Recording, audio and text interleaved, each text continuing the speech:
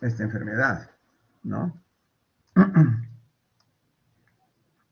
Y a través del tiempo, pues ha habido muchas enfermedades, ¿no? Que han ido apareciendo, nuevas, y han ido reemergiendo también algunas enfermedades, ¿no? Como la malaria, por ejemplo, en el año 50 se pensó que ya se erradicaba, ¿no? Con todas las actividades que se hicieron, se pensó que ya se iba a erradicar, pero lastimosamente, pues, reapareció nuevamente, ¿ya?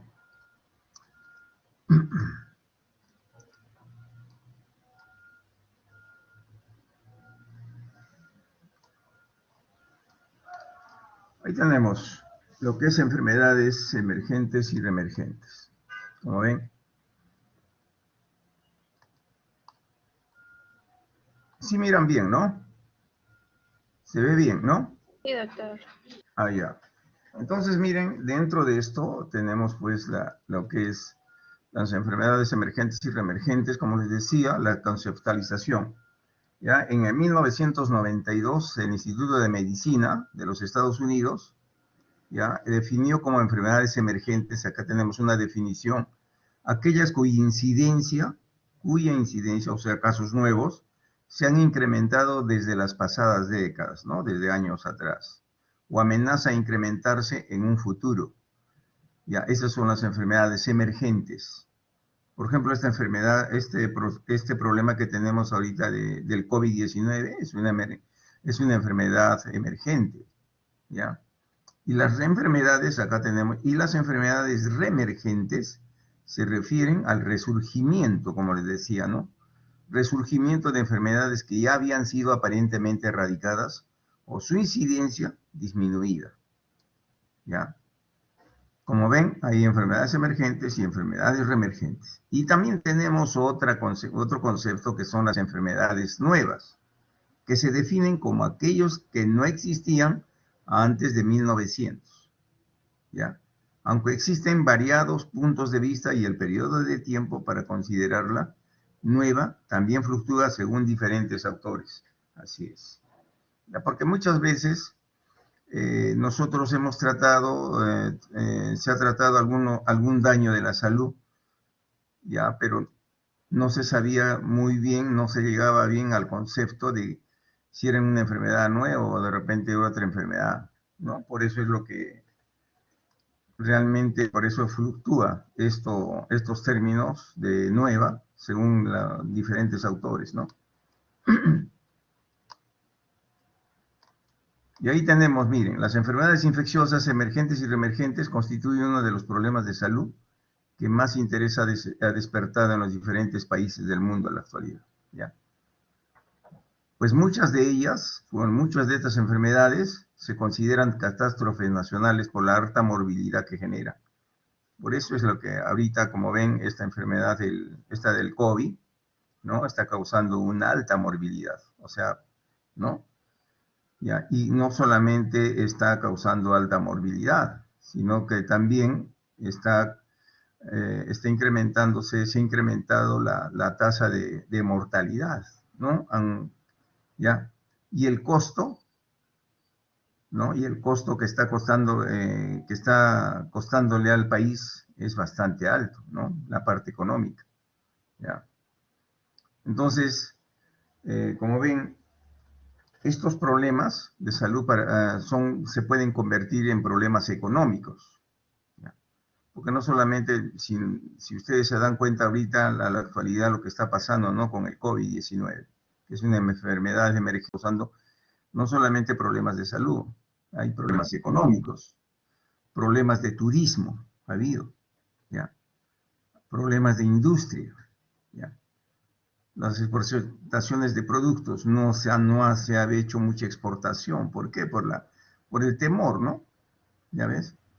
Además de los recursos que el sector salud deben aportar para controlar la enfermedad, ¿no? Algunas enfermedades emergentes son enfermedades nuevas o enfermedades conocidas que aparecen en áreas por primera vez o que presentan manifestaciones desconocidas, ¿no? O indiferenciadas. Ahí tenemos, como hemos tenido el SIDA, el SARS, H1N1, H5N1, Y ahora hay unas variantes que también han aparecido en la China, ¿ya? H5N3, a la H9, que son nuevas también. Influenza aviar, el virus del ébola, COVID-19, el que estamos viviendo actualmente, ¿no? Como ven. ¿Ya? Ahí tenemos, miren, lo que es las enfermedades, que se llaman las enfermedades emergentes, ¿no? Como les decía, lo que estoy mencionándoles, ¿ya? Y las enfermedades reemergentes. Ahí tenemos virales, dengue, fiebre amarilla, bacterianas, miren, las parasitarias, las micóticas, son reemergencias, como les decía acá, ¿ya? Entonces, cada cierto tiempo estas enfermedades pues resurgen con una gran cantidad de casos. ¿Ya? El cólera, por ejemplo, hasta 1991 no se le conocía acá, pero se le conocía más o menos en 1930. Y después de muchos años aparece el cólera. La difteria, como les mencionaba, después de 20 años aparece. ¿Ya? La tuberculosis resistente. ¿Se dan cuenta? No. En cuanto a las enfermedades reemergentes, como les decía, en el Instituto de Estados Unidos definió como enfermedades aquellas emergentes cuya incidencia se ha incrementado desde años anteriores, ¿ya? Ahora, estas enfermedades infecciosas emergentes son aquellas que recién se han descubierto, las cuales han causado serios problemas de salud local o internacional, ¿ya? En los últimos años se han descubierto más de 39 gérmenes productores de enfermedades. Y ahí tenemos, miren, dentro de ellos lo que hemos encontrado de esto, en estas últimas décadas, ¿ya? El SIDA, la fiebre hemorrágica de Leber, el coronavirus, hepatitis C, Delta, E, GB, influenza A, H5N1, el SARS-CoV-19, ¿no? Ese es en los virales. Y ahí tenemos más virales: neumonía por morbillovirus, síndrome pulmonar antivirus, enfermedad diarreica, factores hemorrágicos por arenavirus, ¿ya? Eritema infeccioso. Esos son todo lo que es las virosis, ¿no? Por viral, por virus. Ahora por bacterias tenemos acá, miren. Erlichiosis, enfermedad diarreica aguda por Campylobacter, Yeyuni, Escherichia coli, legionelosis, gastritis por Helicobacter pylori, síndrome de shock tóxico, estafilococo por protozoes, criptosporidiasis, ¿no? Y las espiroquetas tenemos la enfermedad de Lyme también, ¿ya? Entonces, como ven, miren, estos son todo lo que es en cuanto a las enfermedades reemergentes y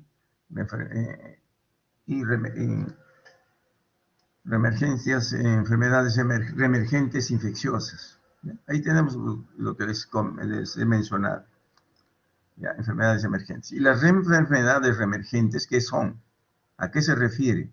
Al resurgimiento de enfermedades que habían sido aparentemente erradicadas o su incidencia disminuida, ¿no? Se definen como aquellas enfermedades que, habiendo existido con anterioridad y que se presumía que habían desaparecido o disminuido, comienzan a elevar su incidencia o su alcance geográfico en los últimos 30 años. ¿Por qué? Porque, por ejemplo, la malaria la teníamos solamente en la selva, ¿no? Y parece que desapareció, dijeron, ya se erradicó. Pero después de muchos años nuevamente aparece y ahorita la tenemos casi a nivel nacional, ¿ya? Como bien claro dice, son aquellas enfermedades infecciosas conocidas que después de no constituir un problema de salud, aparecen a menudo cobrando proporciones epidémicas, ¿ya? Son ejemplos los siguientes. Ahí tenemos, miren, el dengue, enfermedad rábica, la fiebre amarilla, ¿ya? En cuanto a las bacterias, tenemos el cólera, la difteria, la fascitis necrotizante, la leptospirosis, peste, tuberculosis, y el parasitario es el paludismo, ¿no? Ahí, como les digo, la malaria, ¿ya?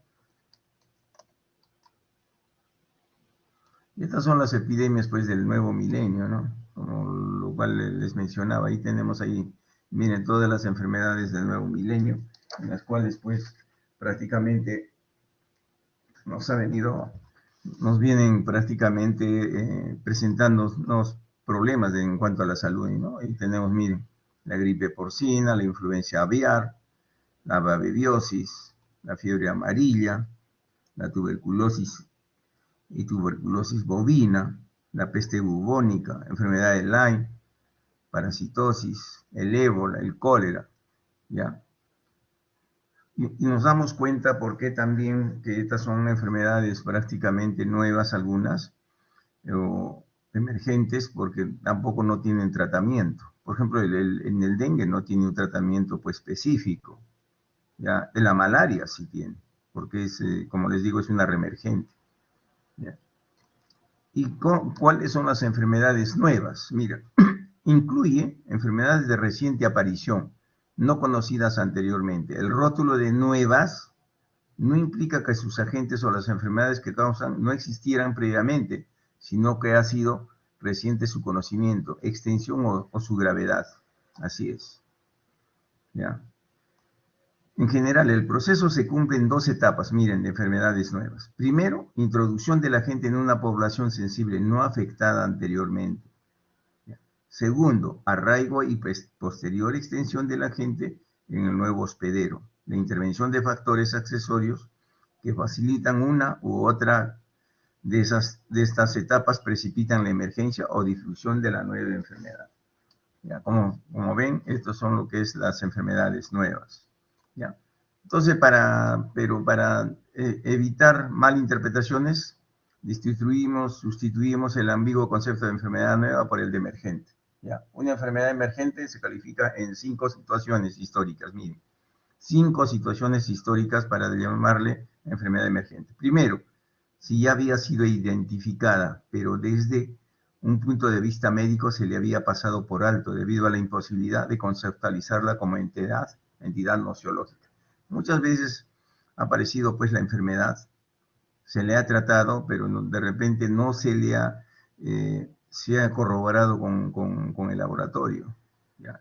Por eso le dicen, no se ha conceptualizado como una entidad nociológica. ¿Ya? Ahora, si ya existía, pero no se reparó en ella hasta que hubo cambios cualitativos o cuantitativos en sus manifestaciones. ¿Ya? Si no existía en una región en particular antes de que se introdujera en ella procedente de otras regiones. ¿Ya? Si hasta entonces solo existía en la población animal y no en la población humana. Si es completamente nuevo el agente desencadenante de la enfermedad. Como ven, estos son los 5, ya los 5 principios para ver que es una enfermedad emergente. ¿Ya? ¿Y cuáles son los factores causales? Ahí tenemos. Los factores causales son relacionados con la emergencia de las infecciones, pueden clasificarse en qué? En parte demográficos y de comportamiento, ¿no? Tecnología e industria, desarrollo económico, utilización de la tierra, comercio internacional, adaptación y cambios de los microbios y ruptura en las medidas de salud pública. Esos son los factores causales prácticamente de la aparición o de la emergencia de algunas infecciones que están apareciendo, ¿no? Como ven, ¿ya? Y acá, como ven, dicen cambio de los microbios, ¿no? La resistencia que los microbios están produciéndose, por ejemplo, en tuberculosis, ¿no? Los MDR, ¿ya? En la ruptura en las medidas de salud pública, ¿ya? En el comercio internacional, ¿ya? Entonces, como ven, estos son los factores que nosotros tenemos que ver, ¿no? Y ahí tenemos, miren, el movimiento de las personas, ¿no? ¿Cómo van? Número de pasajeros, como les mencionaba la vez pasada, por ejemplo, en esto del sarampión. Por ejemplo, nosotros lo tenemos prácticamente erradicado, en un proceso de erradicación. Pero ¿qué pasó la vez pasada, hace 3 años atrás? En un barco de allá de la India vino un paciente con sarampión, ¿no? Por eso dicen el movimiento de personas. Y hablamos de la parte demográfica, ¿no? En promedio, dice, transporte rápido, en promedio en 8 a 10 horas se puede pasar de un continente a otro. Es lo que pasó con el paciente, por ejemplo, el primer caso que se presentó, el caso índice acá en el Perú del coronavirus, ¿no? Ya que se vino de España, ¿no?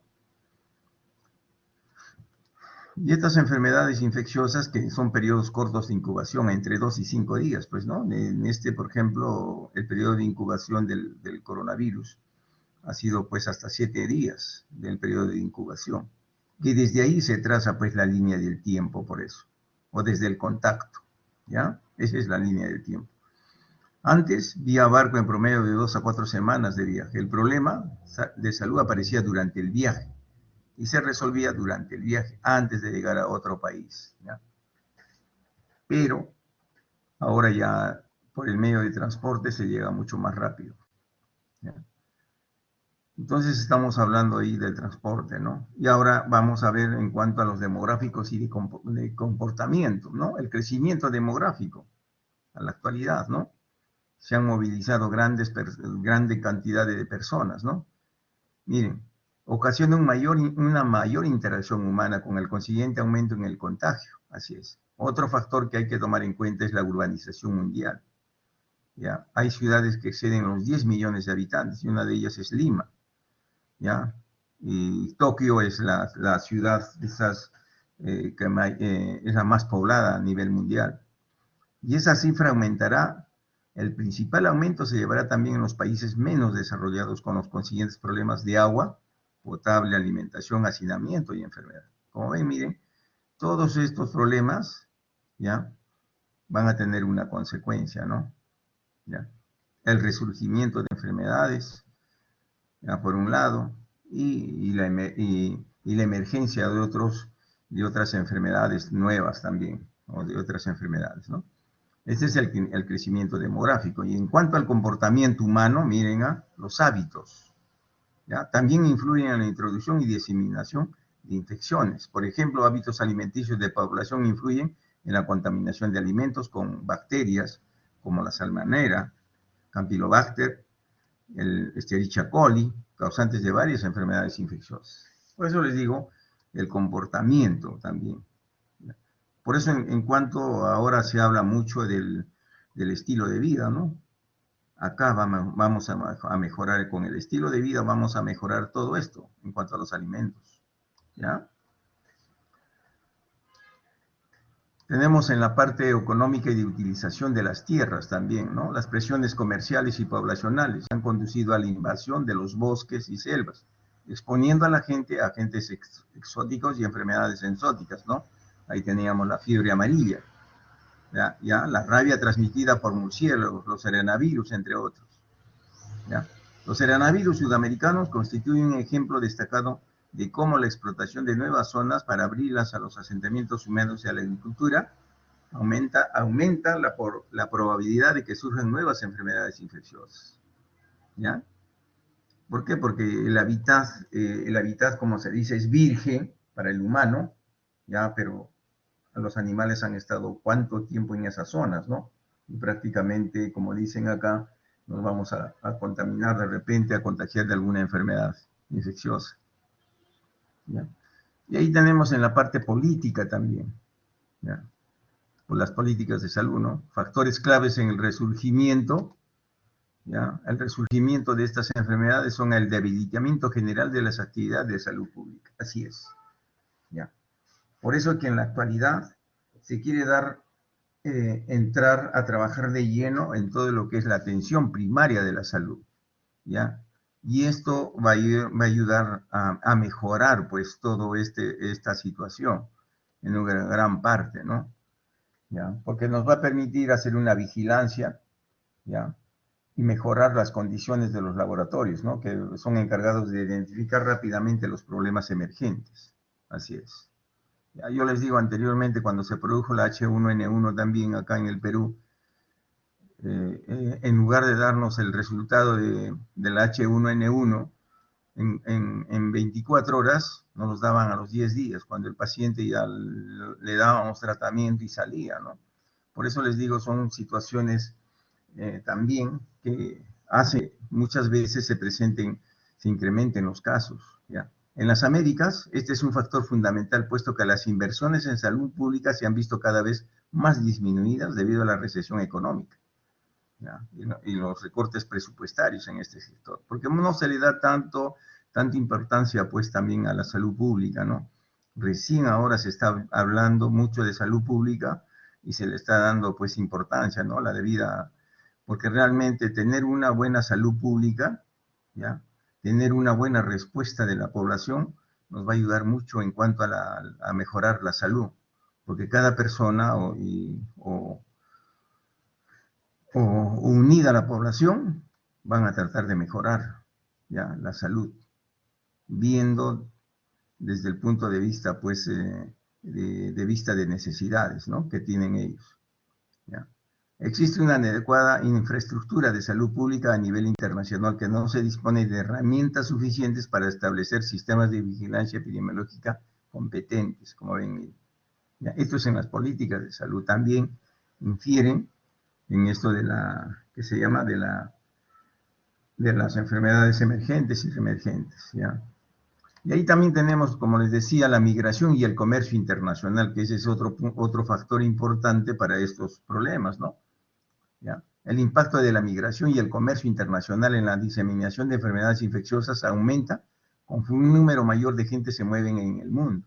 Por ejemplo, nosotros, ahorita con la migración que hemos tenido masiva, por ejemplo, ya sea de Colombia, de Venezuela, hemos tenido problemas y tenemos problemas ahorita.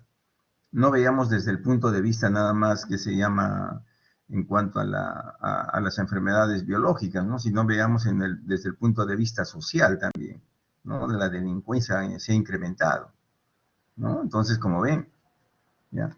Ahí vamos a ver también los comerciantes, el turismo, ¿no?, que también esto sea, ¿ya?, o empresarios que llevan padecimientos de un país a otro, así es. El comercio de productos alimenticios de países en desarrollo a naciones industrializadas también aumenta el riesgo de transmisión de enfermedades. Quizás ustedes se acuerdan del problema que hubo, por ejemplo, con la salmonelosis que se presentó en Alemania, ¿no? De dónde llevaron, por ejemplo, los alimentos procesado, que eran el jamón, la jamonada, ¿no? Todo eso lo llevaban de España. ¿Ya? Y en Alemania comenzaron a presentar, pues, que se llama zonas epidémicas. Entonces, por eso les digo, miren, hasta eso el comercio también influye mucho, ¿ya? Ahora, las importaciones de frutas secas y vegetales de México a los Estados Unidos, también tales como tomates y melones, ¿no?, se han implicado en brotes de enfermedades diarreicas ocasionadas por los serotipos inusuales de la salmonela también, miren, ¿ya? Por eso es que a veces las fronteras, ¿qué es lo que hacen? Te revisan, pues, los alimentos bien, ¿ya? Y esta es la detección de casos de sarampión confirmado en el barco cisterna Virgen Natón, ¿ya?, de gas inscrito en Hong Kong y procedente de la India, ¿no?, que ingresa a la bahía del Callao el 30 de abril de 2008. Eso fue un caso también de sarampión en aquellos tiempos, en el 2008, ¿ya?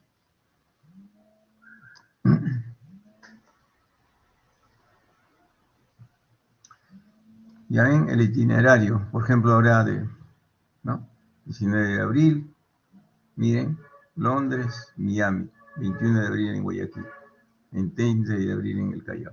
Como ven, miren, ¿ya?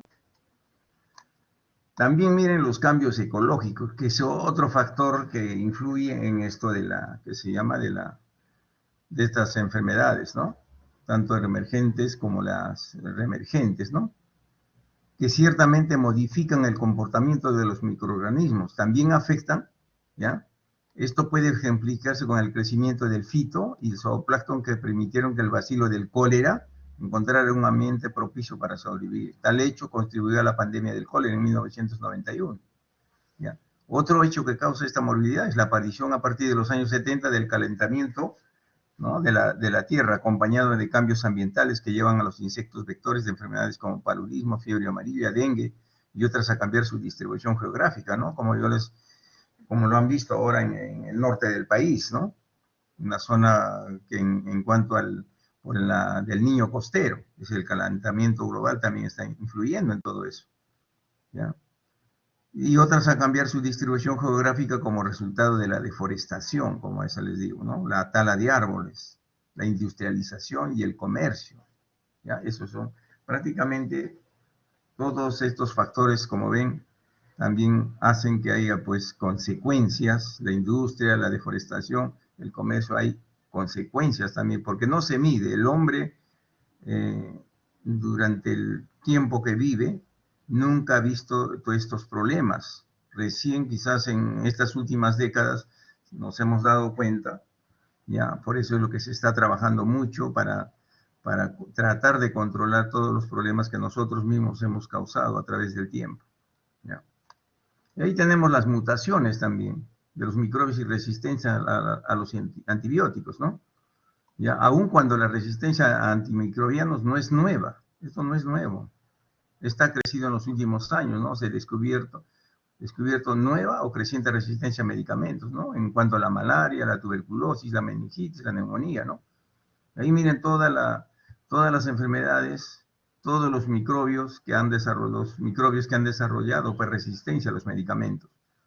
Y ahora mismo, por ejemplo, nosotros ustedes que van ya en el camino de la formación del ser médico, por ejemplo, si viene un paciente 1, 2, 3 veces con el mismo problema y ustedes revisan la historia y le dieron el mismo medicamento, prácticamente ya este paciente está haciendo resistencia de repente, por eso es lo que no se enferma a cada momento. Ese es el gran problema. Por eso es bueno que nosotros como médicos, cuando viene 1 o 2 veces, ya lo vemos en el consultorio, nos va a consultar sobre el mismo caso, entonces hay que revisar toda su historia para ver de repente desde qué fecha le dieron el antibiótico y preguntarle si es que lo tomó completo, ¿no? Porque muchas veces, ¿qué hacemos? El tratamiento se lo damos, ¿ya? Y de repente, pues, por su economía puede comprar para 3 días. O de repente, pues, no lo tomó. O se sintió bien y no lo terminó de tomar. Entonces, ahí desarrollan pues, que se llama la resistencia a los medicamentos. Por ejemplo, en lo que es tuberculosis, es un factor importante también el abandono del tratamiento, ¿no? Y también ¿qué se llama? La forma como van a tomar, ¿no? De repente en forma irregular, van a tomar el tratamiento y no lo toman completo.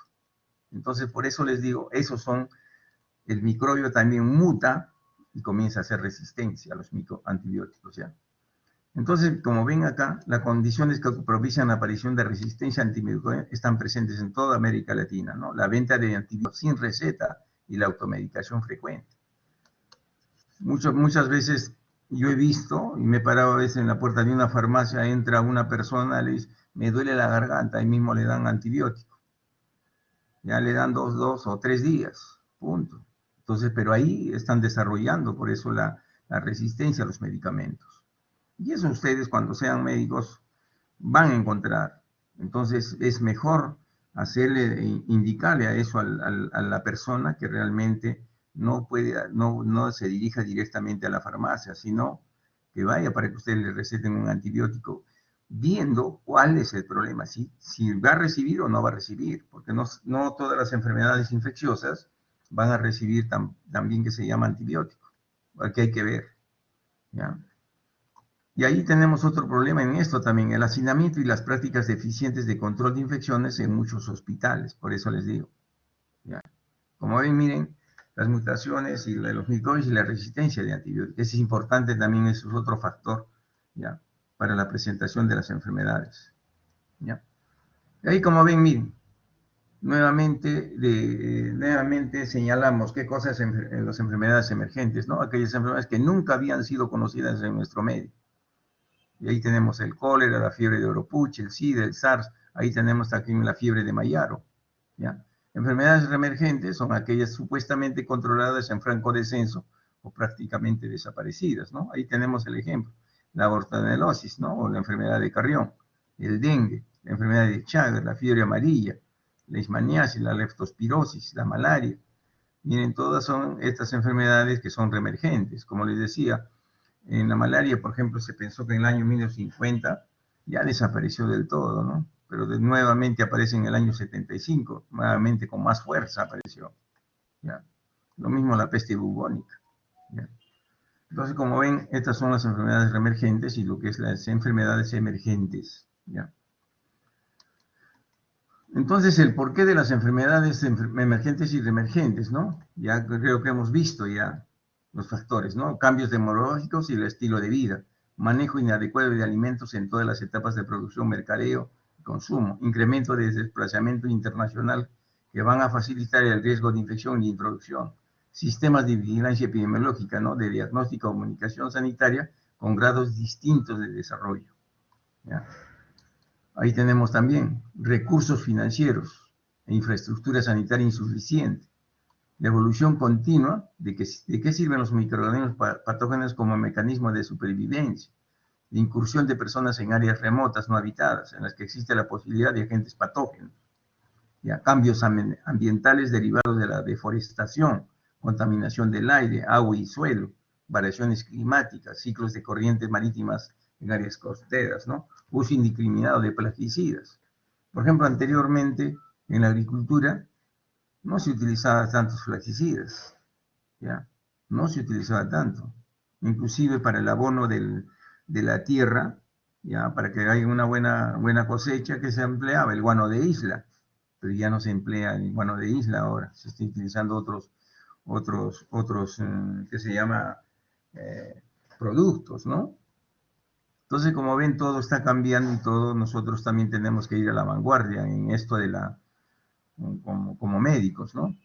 Porque todo esto, cuando nosotros, ¿qué se llama? Evaluamos a un paciente o evaluamos a un, que se llama, a una población, nosotros dentro de la afiliación, ahí vamos a ver la edad, el sexo, la raza, ¿no? La ocupación, la procedencia, el domicilio, todos esos puntos que estamos viendo, lo vamos a ir relacionando con lo que estamos viendo.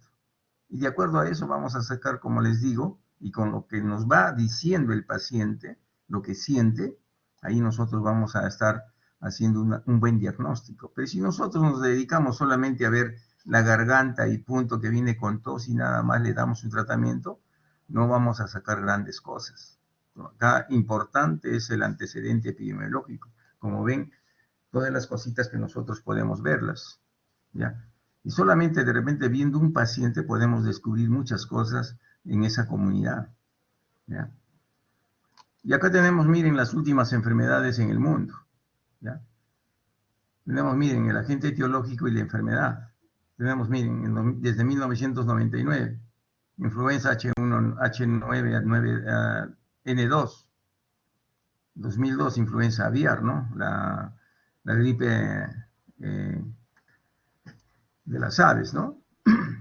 El monkeypox, coronavirus SARS, el SARS, influenza aviar, influenza H1N1, el COVID-19, el SARS, ¿no? Como ven, miren, estas son las últimas enfermedades. Y hay otra que está apareciendo en la actualidad.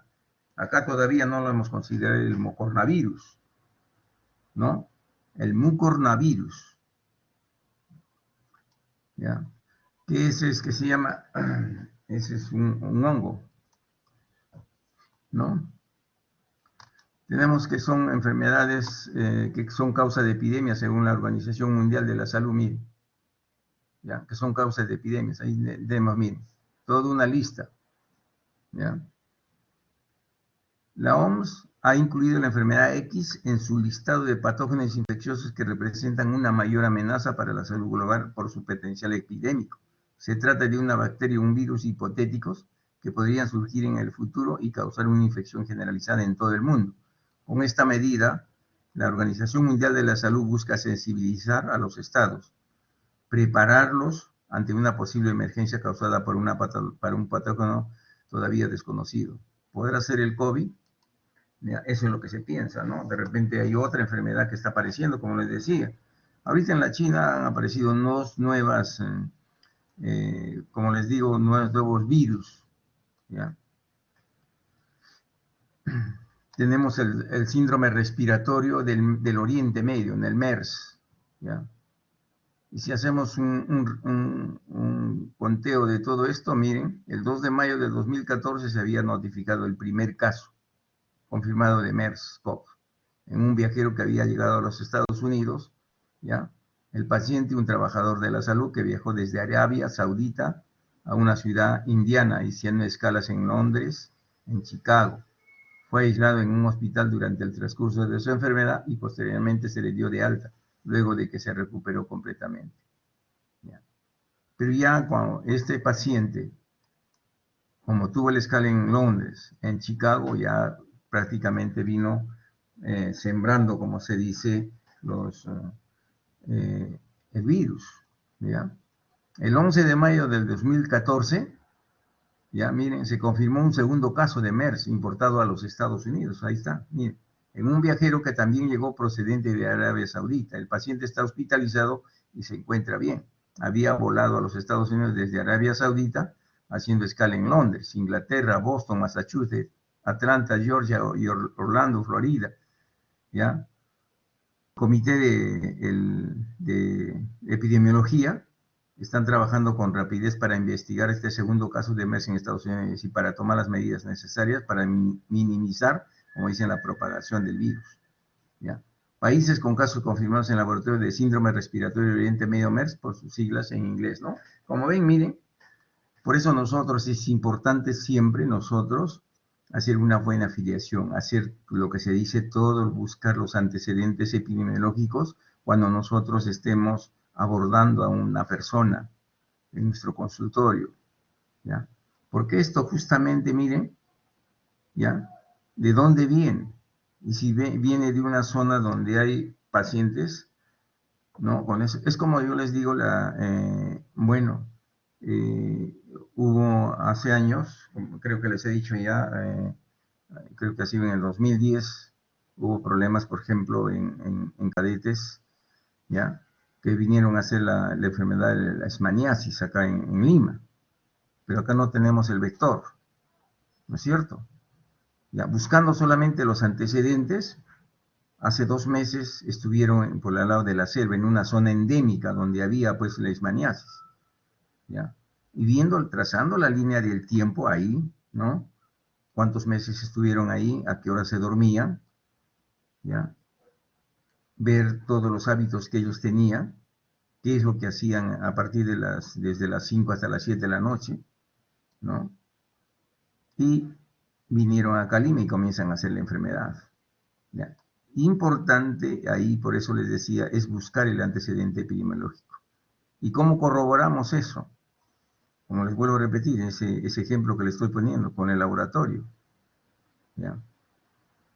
Por ejemplo, ahí nosotros, los que estuvimos en ese tiempo buscando esta investigación de esta enfermedad, ¿ya? De la leishmaniasis, por la clínica le sacamos, claro, clínicamente, pero teníamos que corroborar con el laboratorio, y en lo cual nos confirmó que era leishmaniasis, ¿no?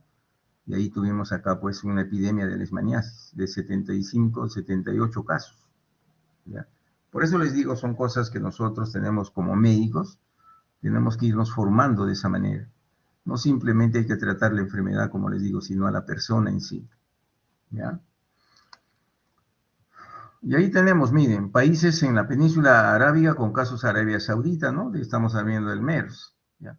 Países con casos asociados a viajes, el Reino Unido, Francia, Túnez, Italia, Malasia, ahí está, miren, ¿ya? Aquí se incluye un caso reportado por Grecia, 2 casos reportados por Jordania, 2 casos reportados por los Estados Unidos. ¿Y cómo influencia, como ven? Miren, la migración, ¿no? ¿Ya? De que el caso índice prácticamente ha estado viajando por esa zona, ¿no? Y ha estado, como les digo, diseminando el virus, ¿ya? En las conclusiones, miren, la diseminación internacional de una infección respiratoria emergente, como pasó con el SARS, ¿ya?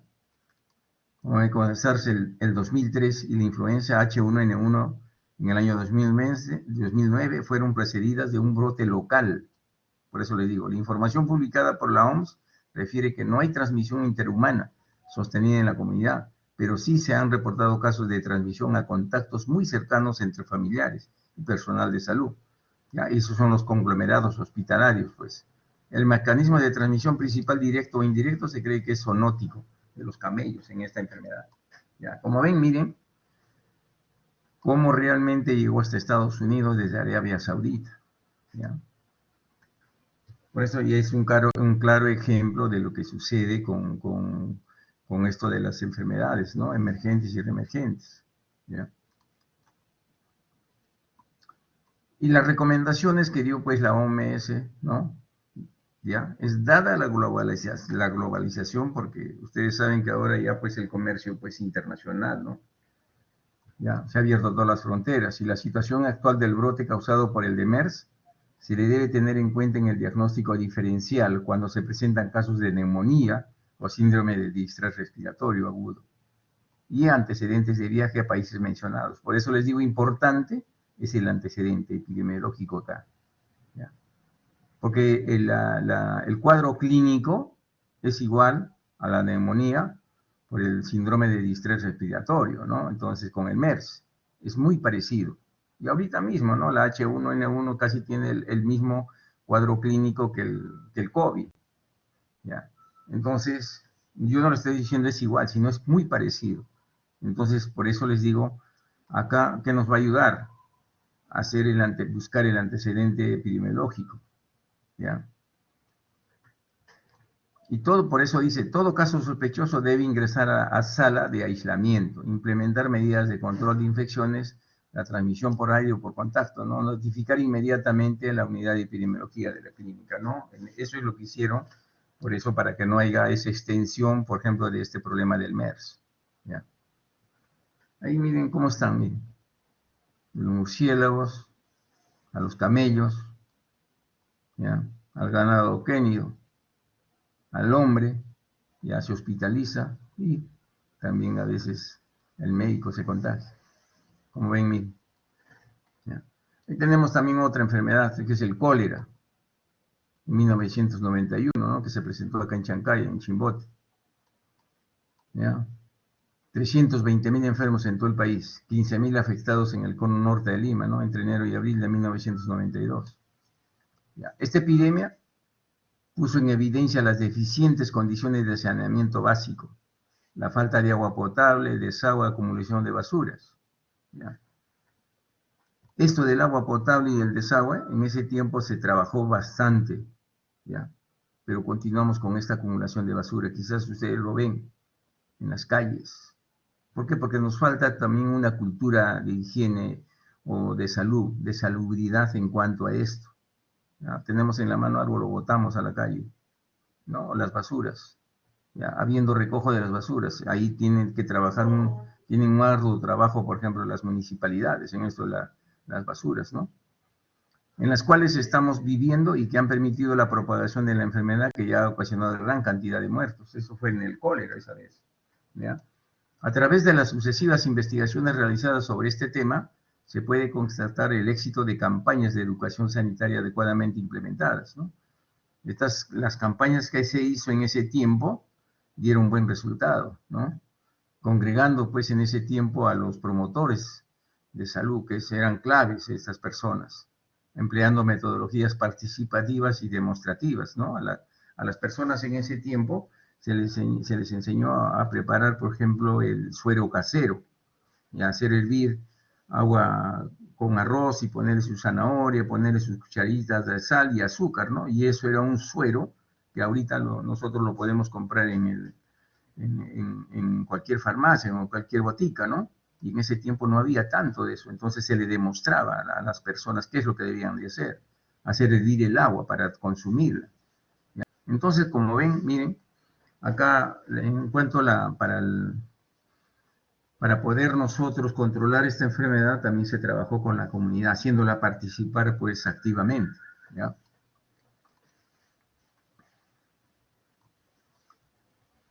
Acá, miren, en octubre del 2010 se inició en Haití una epidemia de cólera, ¿no?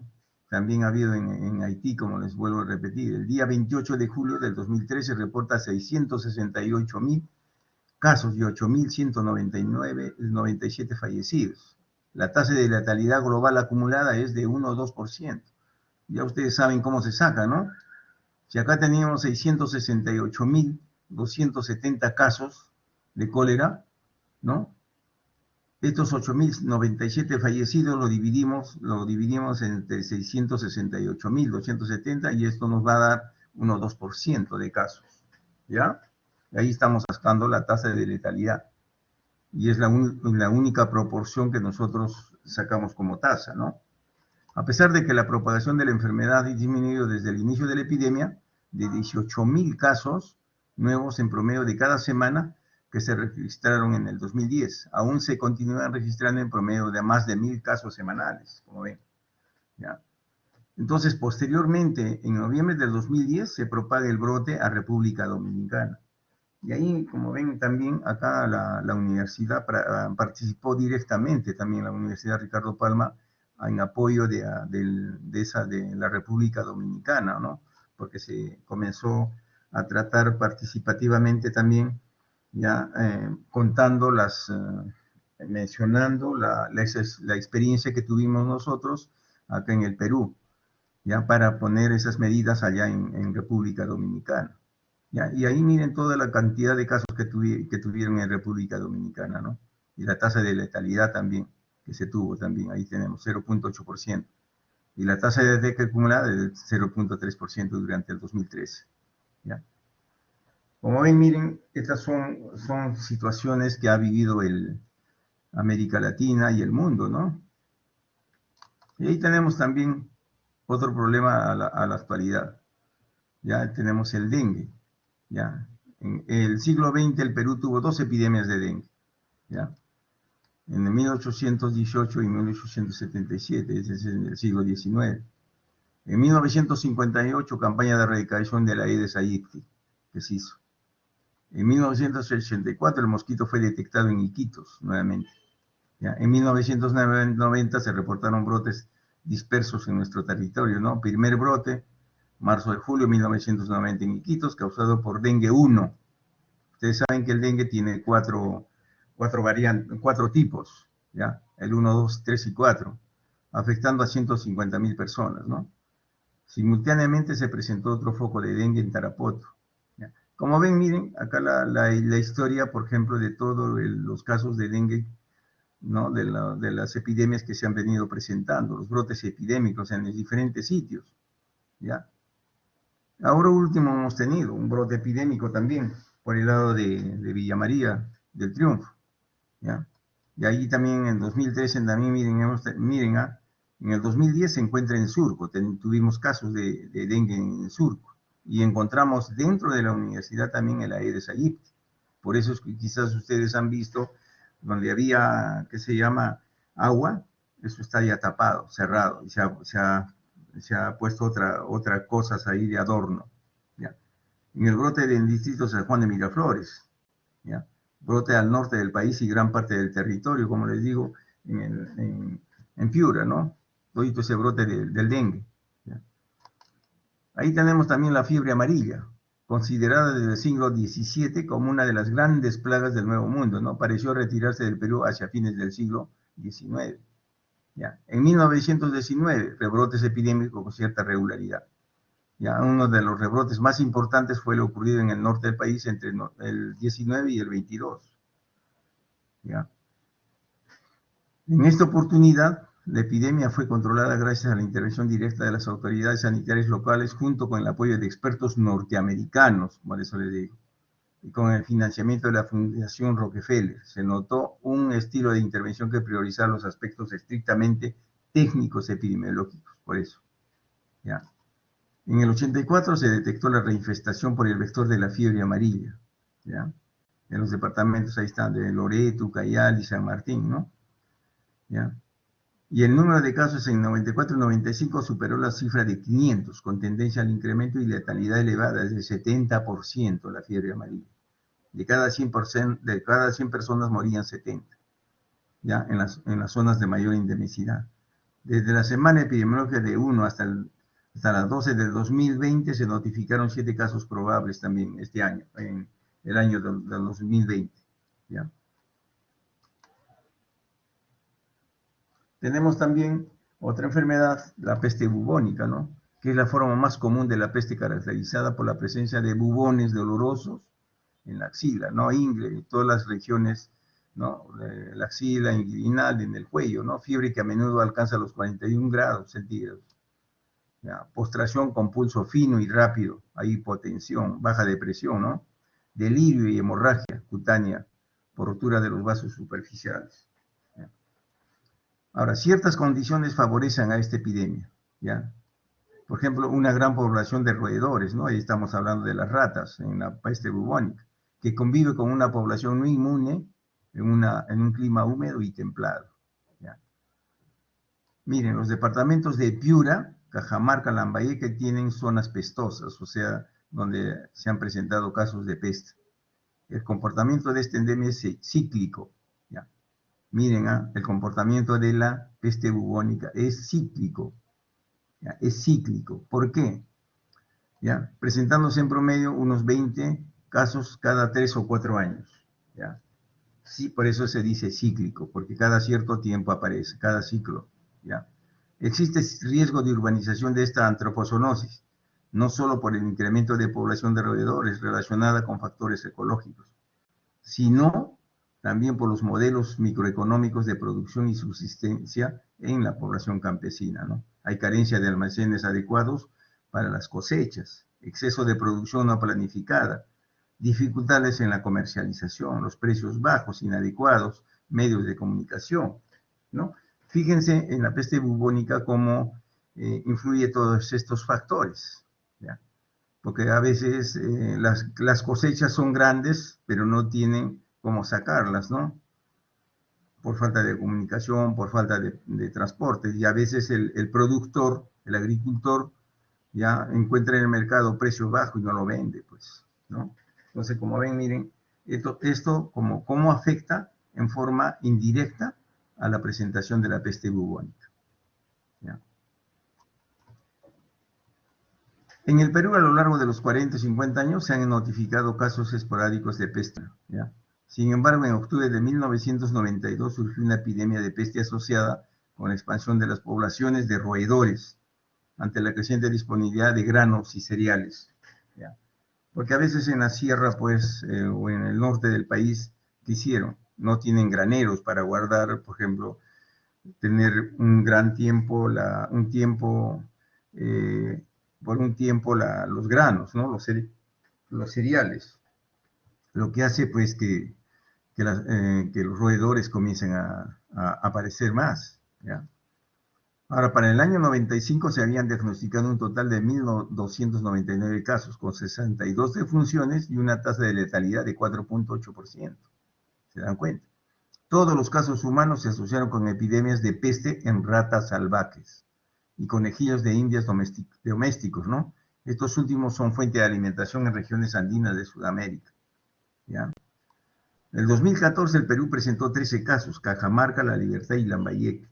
En el 2016 presentaron 2 casos en Cajamarca. En 2017 ya no se presentaron ningún caso. Como ven, miren, estamos haciendo un pequeño repaso de todas las enfermedades que se han venido presentando en el Perú después de que han sido controladas y reaparecen nuevamente, ¿no? Y ahí tenemos también la bartonelosis, ¿ya? Que esta es una enfermedad histórica en el país, pues se le conoce desde las épocas preincas, tanto por la iconografía de algunas culturas antiguas, ¿ya? Como por los posteriores relatos de los cronistas, ¿no? Por tratarse de una enfermedad de larga data en el Perú. Es posible encontrarla en el imaginario de las culturas tradicionales, como dice, ¿ya? Se conoce esta enfermedad con el nombre de verruga peruana, aludando a una manifestación más ostensible, ¿no? Se le ha estudiado denominándola, como les decía, la verruga peruana para diferenciarla de la verruga vulgar o puerro, ya que es un papiloma cutáneo que se observa en todo el mundo, ¿ya? Sino que la verruga peruana te produce fiebre, pues te produce malestar, que es muy diferente al papiloma o a la verruga vulgar. En nuestro país se han reportado, miren, los casos de Ancash, Lima, Cajamarca, Amazonas, Piura, La Libertad, Huancavelica. Acá en Lima lo tenemos por el lado de Guarochirí, tenemos bastantes casos ahí. Ya, clásicamente la principal y única medida de control ha sido la fumigación con DDT, la cual también ha producido una disminución importante del número de casos en la década de los 60 y 70. ¿Ya? Se continuó con esta clase de fumigaciones y la enfermedad ha mantenido, e incluso se han registrado rebrotes en zonas endémicas de Ancash, ¿ya? En el 92 y Cajamarca probablemente por resistencia al DDT. ¿Ya? Y ahora están empleándose otra sustancia para hacer estas fumigaciones, ¿ya? Y ahí, miren, se notificó fallecidos por bartonelosis, sino también siendo Jaén la que reporta el mayor número de fallecidos. Cutervo, Ancash, Bagua, Chota. En el 2006 se encuentra brote en Sauta Eulalia, Chosica, septiembre. En el 2017 se presentaron 61 casos confirmados y 4 fallecidos, ¿ya? Por eso es que en ese tiempo del 2006 ya se prohibió que vayan las promociones de los colegios a esa zona de Guarochirí, ¿ya? Porque se encontró ya casos de bartonelosis, ¿ya? Y ahí tenemos también otra, que es el paludismo, ¿no? Como ven, producida por el protozoo Plasmodium vivax y por el falciparum, ¿no? Que es el falciparum viene a ser el más grave, la forma más grave de paludismo, que es la causada por el Plasmodium falciparum. Ya, es una enfermedad reemergente, miren, la malaria, es una enfermedad reemergente en el Perú. En los últimos años ha aumentado su incidencia, han aumentado los números de casos nuevos, y aunque su extensión geográfica ha disminuido con respecto a otros años, ¿no? Donde el fenómeno del niño ha jugado un papel importante. Se ha hecho evidente en el Perú que los casos tienden a concentrarse en la selva y costa norte del país. ¿Ya? Por eso les digo, en la zona norte tenemos ahí zonas endémicas, ¿ya? Ahora, por las condiciones ecológicas favorables, se encuentra en una situación similar a la década de los años 50, dice. Se reportaron fuertes brotes de malaria en los últimos años, ¿no? Tanto de la producida por el Plasmodium vivax, por el falciparum. Acá, por ejemplo, tenemos casos en Lima, ¿no? En la zona del Callao, tenemos casos de Plasmodium vivax, del falciparum, hemos tenido casos, ¿ya? En el 2017 se presentaron, miren, en Loreto, mira la cantidad de casos, en Junín, San Martín, Ayacucho, Cusco, Amazonas, ¿ya? Hasta la semana 5 del año 2021 se reportó 895 casos, el 77.98% fueron malaria Plasmodium vivax y 23.2 por Plasmodium falciparum, 206 casos, ¿ya? Como ven, todavía tenemos casos de malaria por el Plasmodium malariae, ¿no? Vivax, perdón. Y ahí tenemos pues un mapa de todas las zonas donde lo tenemos, pues el que se llama, tenemos el Plasmodium, ¿ya? Ahí tenemos, miren. ¿Y qué cosa es lo que nos da? ¿Ya? La explotación del gas de camisea, ¿no? Como ven, ¿ya? ¿Cuántas personas se han infectado en esa zona? ¿Ya? Tenemos acá también expansión de las rutas de comunicación y comercio, la malaria, el arbovirus, ¿ya? Como ven, miren, esto es nuestro país, cómo está prácticamente repartido tanto la malaria y ¿no? ¿Ya? Y algunas enfermedades de arbovirosis también. Tenemos otra enfermedad también, la leptospirosis, que ha aparecido después de mucho tiempo también. Enfermedad infecciosa causada aguda por varios serotipos de la espiroqueta, Leptospira interrogas, ya, transmitida por la orina, miren, la diferencia de la peste. Esta es transmitida por la orina de animales domésticos a salvajes, ¿ya? Especialmente ratas y perros. En un hospital de Lima en 1917 se describió el primer caso de leptospira en el Perú. En los años siguientes se aislaron y diagnosticaron varios casos en humanos, ¿ya? En el Perú, el Instituto Nacional de Salud Pública inició los estudios epidemiológicos en animales en 1955 y 57. Se estudió perros y gatos infectados por leptospiras. Ya se encontró que el 46.4% de los 444 perros estudiados presentaron anticuerpos con títulos positivos. Miren. Ya en el 81 se aisló leptospiras del serotipo Balloon de ratones blancos en laboratorio. ¿Ya? Ya. Esta enfermedad de leptospiras no es notificable. Ojo con esto. La leptospirosis no es notificable y no hay reportes serológicos continuos, debido a que muchas veces los pacientes son diagnosticados clínicamente de otras enfermedades, porque se confunde el cuadro clínico con otras enfermedades, por eso les digo, ¿ya? Y al no tener, ¿qué se llama? Un diagnóstico diferencial, ¿no? Por eso es lo que no se puede notificar así, como el dengue, ¿ya? Ahora, los síntomas de la leptospirosis son muy parecidos a los del COVID-19, ¿ya? Fiebre, dolores de cabeza, dolores musculares, diarrea y también puede complicarse con una insuficiencia respiratoria. Como ven, ¿ya? Entonces, por eso es lo que les digo, siempre se trabaja con diagnósticos diferenciales o con diagnósticos sindrómicos, ¿ya? Para nosotros ir descartando de acuerdo a los antecedentes epidemiológicos, al cuadro clínico, todo eso, ¿ya? Y el laboratorio es el que nos confirma también esta diferenciación. Y ahí tenemos, miren, leptospiras, ¿ya? Acá pues como comenzaron a aparecer los roedores, se orinaban ahí en el agua y las personas pues en el agua, ¿no? En el agua prácticamente contaminada por la orina, entonces ahí vienen los problemas. Pues, ¿ya? Y también tenemos otra, ¿no? La gripe aviar, ¿ya? La gripe del pollo. Virus de la gripe del tipo A pueden infectar a varias especies de animales, pero lo que afecta solo a aves recibe el nombre de aviar, ¿ya? Existen más de 15 diferentes clases de virus. Y el que provoca la muerte en el humano es en el H5N1, el que actualmente ha provocado 60 muertes en todo el mundo, ¿no?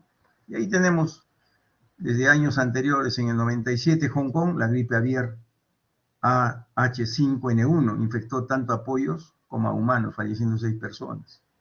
¿Ya? Y ahí tenemos todo lo que es referente también a la gripe aviar. Y ahí tenemos los síntomas también. Miren, fiebre, malestar general, faringitis, mialgias, neumonías. ¿Ya? Las vacunas solo infieren inmunidad para cada clase de cepa. Uso de antivirales. Hay el uso de antivirales. Por eso les digo, las vacunas, como ven acá, solo infieren inmunidad para cada clase de cepa, porque son cepas diferentes, por eso les digo. Acá sí. Es igualito la H1N1B, ¿no? Que tienen otro tipo de vacuna con la H1N1A, que es diferente también, ¿ya?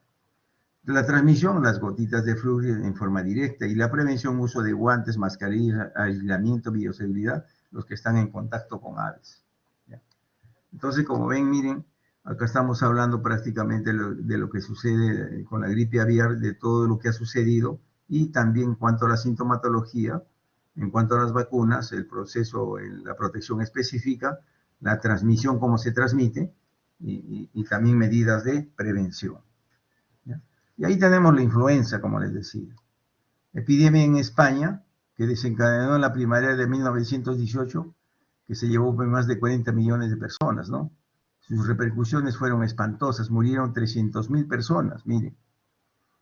Pero el país más castigado fue la India, donde fallecieron 15 millones, miren, de los afectados por la epidemia, alcanzando la mortalidad en ciertas zonas al 20% de la población. Fíjense cuánto de personas fallecieron por esto de la influencia al final le llamaron la gripe española, ¿no es cierto? ¿Ya? H1N1 causó la muerte de más de 20 millones de personas, de las que murieron más de los que murieron en la Primera Guerra Mundial. En el 57 al 58, la gripe de Asia, H2N2, produjo 70.000 muertes en los Estados Unidos. En el 68 al 69, la gripe de Hong Kong, ¿ya? H3N2 produjo 3.400 muertes en los Estados Unidos. Ahora, desde la aparición de la gripe de Hong Kong tipo A, H3N2, en el 68 han producido alta tasa de mortalidad en Estados Unidos, más en ancianos. ¿Ya? Y como ven, miren la influenza, cómo ha ido cambiando, ¿ya? H2N2, H1N1, ¿no? Como ven, ¿ya? Y estas son pues la visitación de la pandemia que ha ocurrido históricamente, ¿no? En España, H1N1, en la Asia, H2, Hong Kong, ¿ya? Desde ya, miren, ahí ya utilizaban ya las mascarillas, ¿ya? Seguimos hablando de la influenza, ¿no? Como una enfermedad en los cerdos, ya estamos hablando de la gripe porcina, más que todo, ¿ya? En 1930 el virus de la influenza fue aislado por primera vez en los cerdos, ¿ya? El primer aislamiento de virus de influenza, ¿ya? Fue en humanos, que se realizó en 1974. Brote de influenza porcina, H1N1, en Fort Dix, New Jersey, en 1976, ¿ya? Ahora, la primera virus de este subtipo, H3N2, fue descrita en Europa en 1993, en América, Canadá en el 2005. ¿Ya? En el 2009, México notifica casos de influenza también, H1N1, iniciando la pandemia actual, ya que es la que hemos vivido acá en el Perú, que duró hasta el 2010, y que la tenemos todavía a la actualidad, la H1N1, pero con casos esporádicos también, ¿ya? Por eso, necesario que todas las personas ¿no? Anualmente se siguen vacunando contra la H1N1, ¿ya? Y esta es prácticamente la vigilancia de la influenza, la ficha epidemiológica, ¿ya? Investigación epidemiológica. Ahí tenemos también el SIDA, lo conocemos el SIDA, ¿ya? La Organización Panamericana de la Salud, que calcula más de 2 millones de personas en América Latina y el Caribe están infectados por el VIH, ¿ya? Están infectados por el VIH, ¿ya? Ahora, la extraordinaria repercusión de infección por el VIH en la salud pública se debe en gran parte a las infecciones oportunistas múltiples que se presentan en el curso de la enfermedad.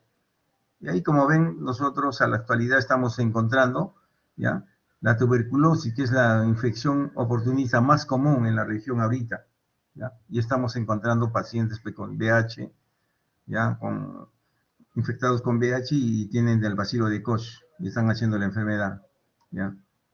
Que esto aumenta sustancialmente el número de individuos con enfermedad pulmonar activa y como consecuencia creciente el riesgo de contagio a otras personas inmunodeprimidas, ¿ya?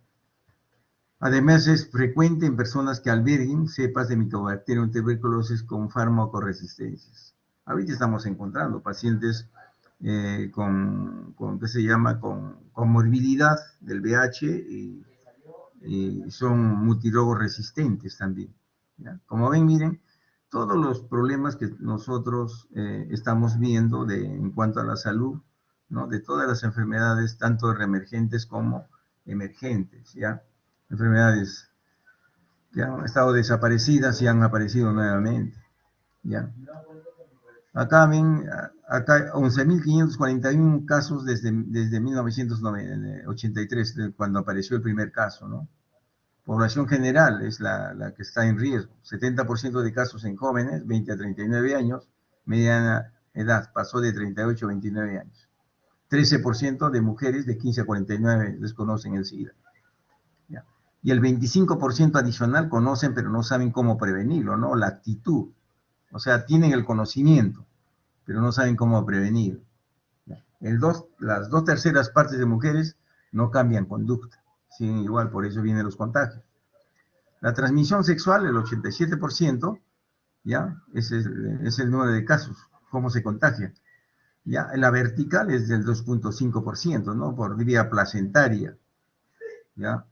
Y la sanguínea, el 1 o 2%, ¿no? Ahí vienen ¿qué se llaman?, las transfusiones sanguíneas, ¿ya? En nuestro país, al igual que en casi todo el mundo, la epidemia del SIDA está generando mayores niveles de conciencia que cualquier otra de las epidemias ocurridas hasta el momento, ¿no? La principal razón de esta reacción está fundamentada en el hecho que aún no se encuentra la forma de curarla, convirtiéndose en una enfermedad letal. Ante tal circunstancia, la OMS afirma que la única forma eficaz para combatir es la prevención, ¿no? Y hay muchas formas de prevenir ahorita el SIDA, ¿ya? En el Perú viven 91.000 personas con VIH, ¿ya? Ese es en el 2021, ¿eh? 91 con personas con VIH. O sea, están infectados, pero no están haciendo enfermedad. Les vuelvo a repetir, ¿ya? Los que están infectados no quiere decir que sufren de una infección, sino están infectados, que es muy diferente a que hagan enfermedad, ¿ya? Ahí tenemos también la tuberculosis, ¿no? Desde 1980, en las Américas reportan 200.000 y 250.000 casos de tuberculosis, ¿ya? Entonces, como ven, miren, los problemas más severos, ¿quiénes los enfrentan? Perú, Bolivia, Haití, República Dominicana y Ecuador, El Salvador, ¿ya? Y ahí tenemos, existen 4 factores que contribuyen a la reemergencia de esta enfermedad. Es una reemergencia, como ven. La epidemia del VIH-Sida, porque te baja la inmunidad. Al bajar la inmunidad, ahí aparece la oportunidad del bacilo de Koch. La farmacoresistencia, la resistencia a antimicrobianos, como les decía. El incremento de las poblaciones marginales, ¿ya? Y la negligencia de las infraestructuras de salud pública, ¿no? Específicamente las relacionadas con el control. Así es. ¿Ya? El Perú es uno de los países con mayor carga de tuberculosis en América. Estamos en segundo lugar, ¿ya? Desde el inicio de la pandemia en marzo de 2020 hasta la semana 4 de este 2021, se le han notificado un total, miren, de 1.138.239 casos, ¿ya? La tasa de ataque nacional es de 3.5 por 100 habitantes, ¿ya? La tasa de ataque. O sea, por cada 100 personas, ya 3.5 personas se contagian. ¿Ya? Entonces, esa es la tuberculosis. Y ahí tenemos el síndrome también del hantavirus, ¿ya? Que se encuentra en América del Sur, ¿ya? Esto se debe al nombre del río Hantan, localizado en el sur de Corea, ¿ya? Ya, encuentra en el América del Sur, se ha incrementado la identificación del síndrome pulmonar del hantavirus en Brasil, Paraguay y Argentina. Ya. El hantavirus, miren, es un virus muy peligroso que se transmite por contacto con la orina, saliva o excrementos de roedores. Miren, muy diferente al que se llama a la leptospirosis, que es por orina de los animales. Y ya le estamos aumentando la saliva o excrementos de roedores, que es muy diferente. Puede causar la enfermedad de fiebre hemorrágica con síndrome renal o el síndrome pulmonar por hantavirus y conducir a la muerte. ¿Ya? Por eso nosotros es importante siempre hacer en estos diagnósticos diferenciales el antecedente epidemiológico. ¿Ya? Importantísimo. Hasta el 2010, Perú era uno de los pocos países que parecía estar ajeno a esta enfermedad. En el 2011, esto cambió. 4 casos de síndrome pulmonar por hantavirus, ¿ya? Fueron reportados por el Sistema Nacional de Vigilancia Epidemiológica en 4 distritos de la provincia de Maynas, en Loreto. De ellos 2 murieron. Los últimos 4 casos fueron reportados en el 2014, ¿ya? En el distrito de San Juan Bautista. El 24 de enero de 2014 detectó y aisló 2 casos confirmados de hantavirus en el Hospital Santa Rosa de Lima, ¿ya? Como ven, miren, todo con lo concerniente al síndrome pulmonar hantavirus, ¿no? La Organización Mundial de la Salud advirtió al mundo del nuevo virus que viene de la China. Publica la web Mediterránea Digital, mientras nosotros recién estamos viviendo el coronavirus en China, ya murió el primer paciente por el nuevo hantavirus. Aguanten un poco. Al menos dejen que terminemos la primera temporada de las pandemias. No nos spoilen de chinos, ¿no? Como ven. Esos son dichos que realmente nos hace pensar. Esta es la transmisión, pues, del hantavirus. Roedores crónicamente infectados. Transmisión de horizontal, como ven, ¿ya? En las excreciones, particularmente en orina. El virus también está presente en las heces, ¿ya? El virus se encuentra en forma de aerosoles en ambientes contaminados, como ven, ¿ya? Otras enfermedades emergentes en el Perú, ahí tenemos, miren, encefalitis equina venezolana, la fiebre del Uropuche, la fiebre de Mayaro, ¿ya? Hepatitis B, C, delta, el cáncer, ¿no? Ahí son emergentes, ¿ya? La encefalitis equina venezolana, ¿no? Enfermedad que se presenta en seres humanos y equinos. Se caracteriza por presentar cuadro febril con un compromiso neurológico que lleva a la muerte. El agente es un virus que fue identificado en Venezuela por primera vez por Cubes, y vino siendo complementado por los estudios de Beghi-Cho, ¿no? En 1938. ¿Ya? La enfermedad se presentó en toda América en 1972. La transmisión de este virus ocurre por un mosquito, el Culex. Estamos hablando del Culex, ¿ah? Anófeles y Aedes, donde es capaz de multiplicarse. Asimismo existe 2 ciclos, uno ensodérmico y otro episodémico, causante de brotes. Como ven, miren cómo van cambiando ya también el modo de transmisión, el modo del vector, ¿no? Ya en nosotros hablamos de la Aedes aegypti, el Anófeles de la malaria, en el dengue la Aedes, en el Zika, ¿no? Pero acá sumamos el Culex más, ¿ya? Presenta un periodo de incubación de 1 a 3 días, ¿no? El periodo de incubación es cortísimo, ¿ya? Con síntomas similares a infecciones respiratorias altas, ya de 3 a 6 días, luego se recuperan, pero también hay algunos que presentan síntomas neurológicos, con rigidez de nuca, convulsiones, nistagmus y muerte. El nistagmus es que los ojos, a veces tú le haces el ejercicio de llevar el dedo a la nariz, ¿ya? Y los ojos a veces se quedan palpitando con movimientos, ¿ya? Hacia la parte donde nosotros vamos a fijar nuestra vista. Ese es el nistagmus. Bueno, esto es cuando prácticamente dan una resolución directoral para que se combata pues la fiebre de Oropuche, en el caso de la provincia de Huallaga que se presenta, ¿no? Existe un grupo de virus causantes de enfermedades febriles que duran una semana o se asemejan a la sintomatología del dengue, ¿no? Los síntomas es fiebre, cefalea, ahí tenemos, mire. ¿Y cuáles son estas enfermedades? Ahí tenemos, mire.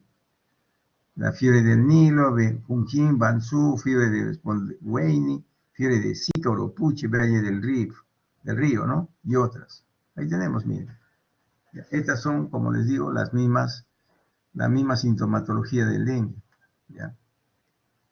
Y ahí tenemos la fiebre de Oropuche, como les decía también, que es una enfermedad emergente, ¿ya? Virus de Oropuche, un miembro de género ortón de la familia, ¿ya? Que se está distribuida en Brasil, Perú, ¿no? Zona de brote urbano o rural.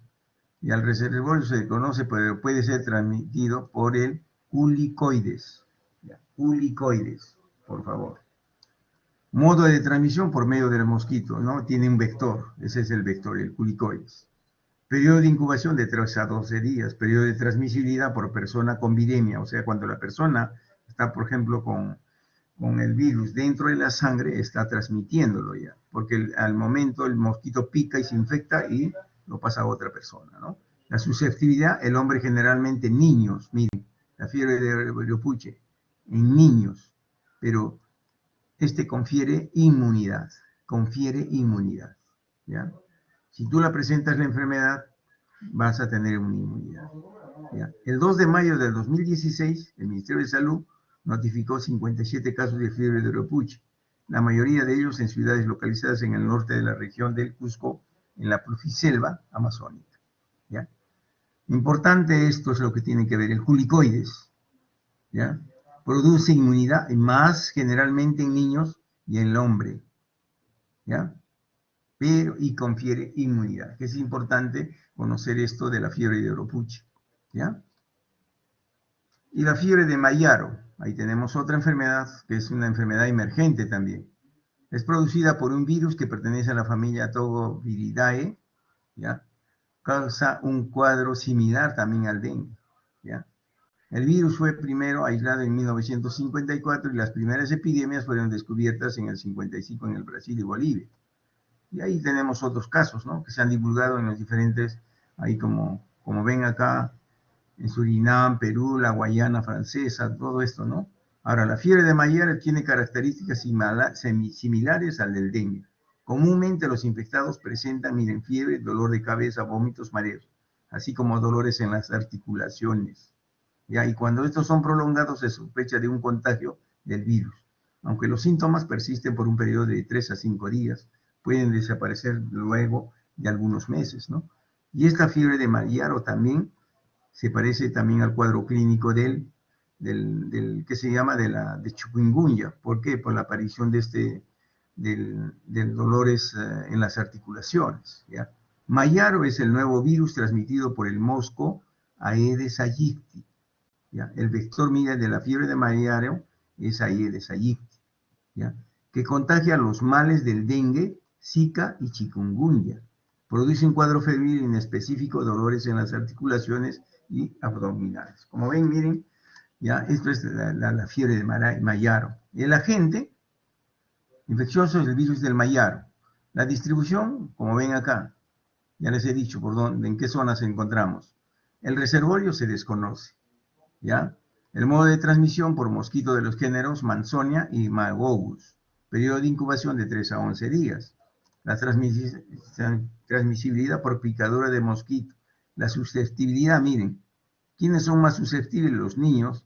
Y cuando afecta a mujeres, prevalece la artritis, ¿ya? Cuando afecta a las mujeres, prevalece la artritis. Tratamiento, el manejo solo sintomático, ya que no hay tratamiento específico. Igualito para la fiebre de Oropuche, ¿no? No tienen un tratamiento específico. Ni el dengue tampoco. Otras enfermedades emergentes, ahí tenemos el metapneumovirus humano, en el siglo 2001. Fue descubierto en niños con infección del tracto respiratorio de origen desconocido. ¿Ya? Ahí tenemos la etiología, ¿ya? ¿Quién lo causa? ¿No? El metapneumovirus humano. Fue descubierto en el año 2001 por Van den Hoogen y colaboradores en Holanda, ¿no? ¿Ya? La epidemiología es causante del 5 a 10% de las infecciones del tracto respiratorio bajo que requiere hospitalización en el primer año de vida. ¿Ya? También causa una enfermedad muy similar a la influenza, es una causa muy importante de bronquiolitis. ¿Ya? Causa importante de bronquiolitis. ¿Ya? Y CRUB en la población pediátrica. ¿Ya? En el CRUB, ya ustedes verán en algún momento cuando hagan semiología qué cosa es un CRUB, ¿no?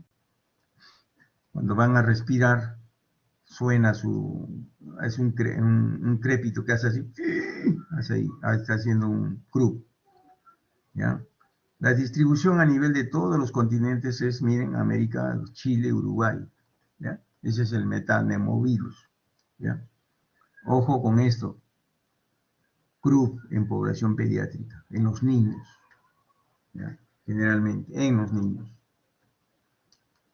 Y ahí tenemos la legionelosis, ¿no? La enfermedad de la legionelosis neumónica, la fiebre de Pontiac, ¿ya? Por ejemplo, ahora en esto del coronavirus, se ha estado pensando pues que la bacteria que ha estado entrando es la legionela, ¿ya? Una epidemia de Filadelfia en 1976, principalmente en participantes de una convención estatal de la Legión Americana, llevó a que se llamara enfermedad de los legionarios. Luego se denominó la bacteria que provoca la enfermedad de la legionela, ¿no? ¿Ya? Y se cambió el nombre de la enfermedad a legionelosis. Se identificó la bacteria por primera vez en el 76. ¿Ya? Es una enfermedad respiratoria leve o puede ser lo suficiente grave para provocar la muerte.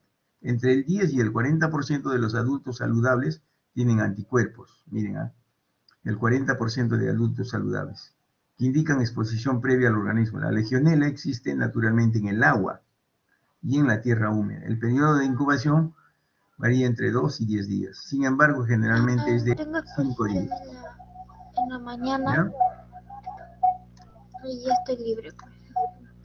Ahí tenemos la enfermedad de Lyme también, ¿ya? También conocida como borreliosis. Es una enfermedad infecciosa causada por la bacteria Borrelia burgdorferi, que es transmitida por las garrapatas, ¿ya? Ampliamente difundida por Canadá, China, Japón. Su incidencia es más alta en verano, la enfermedad de Lyme. ¿Ya? La enfermedad de Lyme, la incidencia es más alta en verano. ¿Ya? La borrelia fue identificada por primera vez en 1982. Esta enfermedad fue descrita por primera vez en Estados Unidos, ya en Lyme, Connecticut, en 1975. Casi el 100% de los casos se presentan durante la estación cálida, o sea, cuando hace calor. En un principio se desarrolla la etapa inicial de la enfermedad, también llamada enfermedad de Lyme inicial. Pero si no recibe el tratamiento médico, se vuelve crónica, ¿no? Se transmite por la garrapata en el ciclo zoonótico. También interviene roedores, venados, perros, ganado bovino. No existe tratamiento específico también para esta enfermedad de Lyme, ¿ya? Porque son enfermedades que están apareciendo, pues son nuevas enfermedades emergentes, ¿ya? Y ahí tenemos la eritema migrans. Aproximadamente de 70-80% de las personas infectadas desarrollan una erupción cutánea roja en el sitio de la picadura de la garrapata, ¿ya? A lo largo de días o semanas la erupción cutánea crece y más y el centro puede desvanecerse, ¿no? Le hacen un anillo, ¿ya? Ahí también te produce artritis, el 60% de las personas que no reciben tratamiento. Síntomas neurológicos también hay. La diseminación de la enfermedad de Lyme al sistema nervioso puede ocasionar parálisis de Bell, una debilitación del facial debido a parálisis muscular, ¿ya? Como ven, miren, enfermedades nuevas que están apareciendo, que a la actualidad no las vemos muy seguido. Por eso les digo, pero hay que estar atentos a todo esto. Por eso siempre el diagnóstico sindrómico, para ir descartando las enfermedades poco a poco, viendo ya el antecedente epidemiológico, como ven que es importante para hacer el diagnóstico, ¿ya? Ahí tenemos también la fiebre hemorrágica por virus del ébola, ¿no? Identificada por primera vez en los 76 en Sudán y Zaire, ¿ya? La incubación de 5 a 10 días, miren ahí todo lo que produce. Mialgia, dolor no muscular, fiebre, faringitis, vómitos, dolor torácico, abdominal. tos, diarrea y exantema. El virus se transmite por contacto directo con líquidos corporales, ¿ya? Con la sangre, la saliva, el sudor, orina o los vómitos, ¿no? La causa del caso índice aún está desconocida. El reservorio del virus del ébola puede ser un murciélago, y el frugívoro, ¿no? El murciélago de la fruta, ¿ya? El virus está vivo en África. En el año 76 murieron alrededor del 85% de los infectados, ¿no? Igual en el 2001, ¿ya? O sea, de 100 personas murieron 85, imagínense. Y ahí ahora estamos hablando del coronavirus también, ¿ya? Son una amplia familia de virus que pueden causar diversas afecciones, desde el resfriado común hasta enfermedades más graves, como ocurre en el coronavirus causante del síndrome del SARS, del MERS-SARS, del MERS-CoV, y el que ocasiona el síndrome respiratorio agudo, ¿no? Es el SARS-CoV. Un nuevo coronavirus es una nueva cepa de coronavirus que no se había encontrado antes en el ser humano, ¿ya? Ahora, los coronavirus se pueden contagiar de los animales a las personas, ¿no? Transmisión zoonótica. De acuerdo con estudios exhaustivos al respecto, sabemos que el SARS-CoV se transmitió de la civeta al ser humano y que se ha producido transmisión del MERS-CoV del dromedario al ser humano. Además, se sabe que hay otros coronavirus circulando entre animales que todavía no han infectado al ser humano, ¿ya? Estas infecciones suelen cursar con fiebre y síntomas respiratorios, tos y disnea o dificultad para respirar. En los casos más graves pueden causar neumonía, síndrome respiratorio agudo severo, insuficiencia renal e incluso la muerte, como ven, ¿ya? Y ahora, esto es sobre el coronavirus, ¿no? Y ahora vamos a hablar sobre el COVID-19, que es lo que estamos pasando actualmente, ¿no? Enfermedad producida por un nuevo tipo de coronavirus, denominado virus del síndrome respiratorio agudo, ¿no? SARS-CoV-2, siendo reportado por primera vez en Wuhan.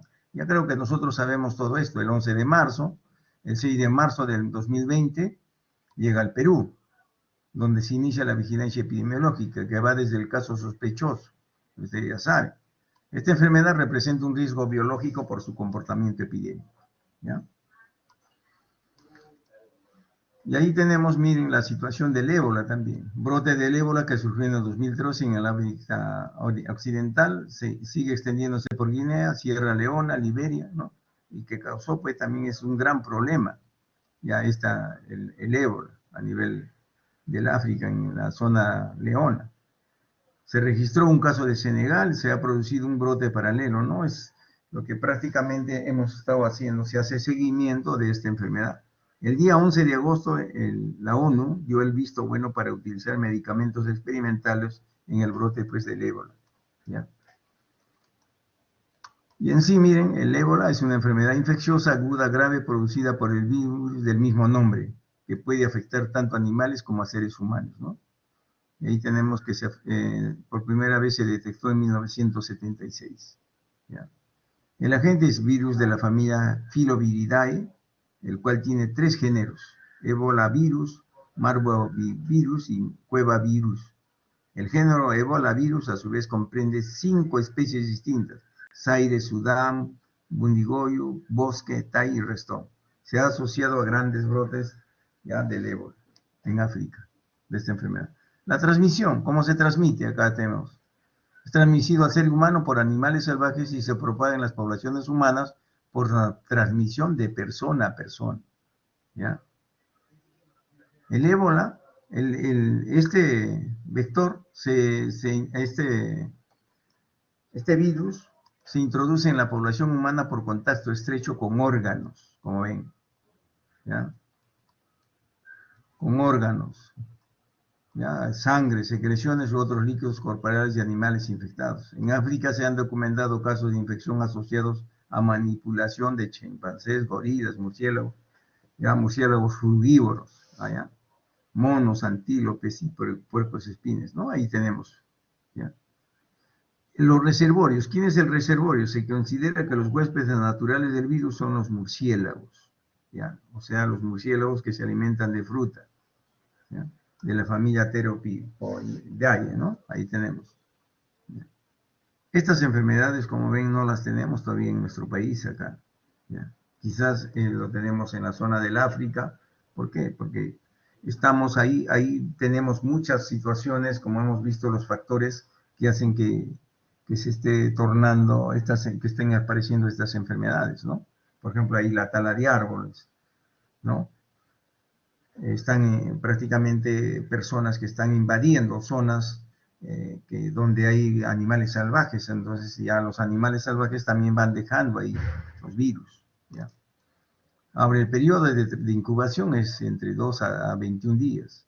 La transmisibilidad desde el inicio de la fase febril, ¿ya? ¿Cómo se transmite? ¿Cómo se transmite este? Desde que la persona comienza a presentar fiebre, ¿ya? Mientras la sangre y las secreciones contengan el virus, se transmite. No existe riesgo de transmisión durante el periodo de incubación, ¿ya? Susceptibilidad, todas las personas de cualquier edad, ¿ya? Sexo, son susceptibles a la fiebre de inicio súbito, ¿ya? Sintomatología, dolor de cabeza, ahí tenemos, miren, toda la sintomatología, todo lo que presenta la persona, nos va a decir todo esto, ¿no? ¿Ya? El diagnóstico, como ven acá, por laboratorio, se realiza mediante pruebas moleculares, ¿ya? Prueba de inmunoabsorción, pruebas de detección, prueba de neutralización, reacción en la cadena de polimerasa, aislamiento del virus mediante cultivo celular, ¿no? Y el tratamiento, no hay tratamiento específico, aunque hay algunos medicamentos en fase de experimentación. No hay vacuna tampoco, ¿ya? Los casos graves requieren cuidados intensivos. Los enfermos tienen que ser rehidratados por vía endovenosa o vía oral, por soluciones electrolíticas, ¿ya? Y estos pacientes tienen que ser, para el manejo deben ser aislados también, ¿ya? En cuanto a la prevención, se recomienda aplicar las precauciones estándar cuando se atienda y trate a cualquier paciente, ¿no? Independientemente de que sea un caso de infección presunta o confirmada. Las precauciones estándar incluyen, miren, lavado de manos, uso de equipo de protección personal, y ahí lo tenemos, miren, cómo están las personas vestidas para poder atender a un paciente, ¿ya? El virus del ébola vuelve a aparecer en África casi un año después del fin de la última epidemia en el 2016, motivo por el cual la Organización Mundial de la Salud ha informado de la existencia de un nuevo brote en el noroeste de la República Democrática del Congo, ¿ya? Y ahí tenemos, miren, el ciclo biológico también, cómo se transmite, ¿ya?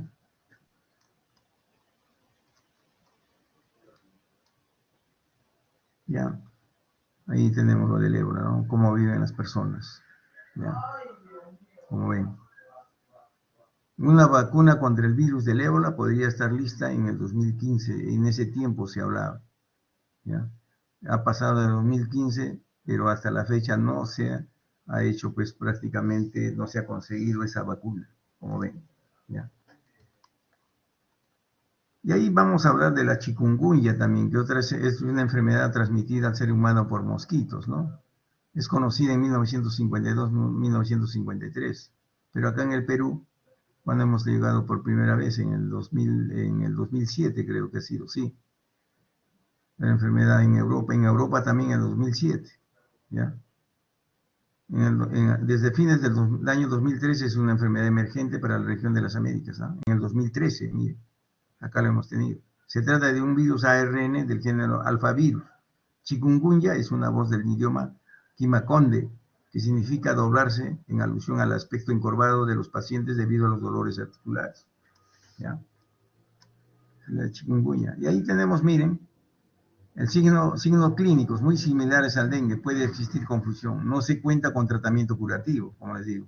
Un factor de riesgo principal es la proximidad de la casa a los lugares de cría de los mosquitos. A partir de 2004, la fiebre de chikungunya ha alcanzado proporciones epidémicas, ¿ya? La enfermedad se da en África, Asia y el subcontinente indio. En el 2007 se notificó por primera vez la transmisión en Europa, ¿ya? En los últimos decenios, vectores de la enfermedad se han propagado a Europa y las Américas. En el 2013 ya teníamos el primer caso acá en América Latina, ¿ya?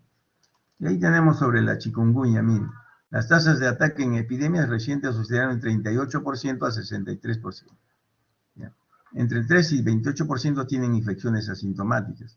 El 0,30% pueden hacer formas atípicas o severas, ¿ya?